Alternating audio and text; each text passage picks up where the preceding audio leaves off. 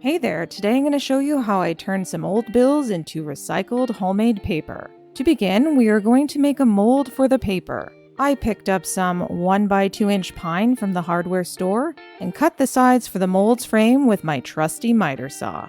I decided at this point I needed to be fancy and cut the ends at 45-degree angles. Then I glued all of the corners together. I clamped them and left them to dry overnight. The next day, I cut some window screen I bought at the same time as the wood down to the size of the frames, and then worked out some pent-up rage by stapling it onto the frame. I later learned that I should have made 2 frames the same size, creating something called a mould and deckle, where one frame has a screen attached to it and the other acts as a mold for the paper. But I didn't, and honestly, the only difference is the ability to make straight edges with the mold. Next time, Batman! Once the frame or mold is made, we can experience another cathartic exercise: paper shredding. Take some old bills, preferably ones you've already paid, and either rip them into tiny pieces or shove them into a paper shredder. Cool! Now take your shredded paper and soak it in warm water for at least 15 minutes. There is no harm in soaking it for longer, and some tutorials recommend it.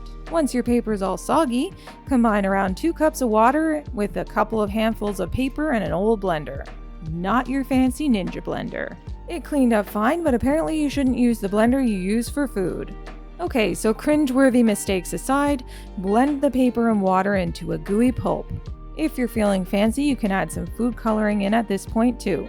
Gross. This reminded me of the slop they ate in The Matrix, that not quite oatmeal substance. Now place one of your frames onto a tray. This is to collect all of the water runoff. Then spread your freshly blended slop all over the mesh screen. As a side note, you'll want to make sure you spread it evenly over the mesh, and you will probably need more of the pulp than you think. Drip drain the remaining water as much as you can. Then flip the screen over onto a towel. I'm not gonna lie, I botched this part the first time. Ah, no! But I was able to collect the pulp and try again. After a few failed attempts, I devised a method to flip the pulp onto the towel. I met the frame partway with a pan under the towel and then flipped the frame over the rest of the way with the pulp firmly positioned against the towel and pan. With the screen still pressed against the pulp, sponge out the remaining water. Then gently remove the screen. I found I could replace any missing pieces of pulp at this point, and either press the pulp in just with my fingers or by using the screen and sponge once more. Then set the new paper and the towel somewhere to dry. If you can, find an airy spot outside. After leaving the sheets to dry for a day, I flipped them over, keeping them on the towels. When I felt they were mostly dry and curling up at the edges, I stacked them between sheets of wax paper and placed a heavy book on top of them to flatten them out. Alternative paper making options. Using the same method we just used to make recycled paper, you can also make seed paper. The only difference is that you stir in whatever seeds you want into the pulp before spreading it onto the frame and leaving it to dry. The pulp can apparently be dumped in your garden as compost as well. Or if you're like me, where the pool used to be. I'll let you know how that turns out. Just don't discard any excess pulp down the drain. Wait, good wait. Okay, good boy. Ooh!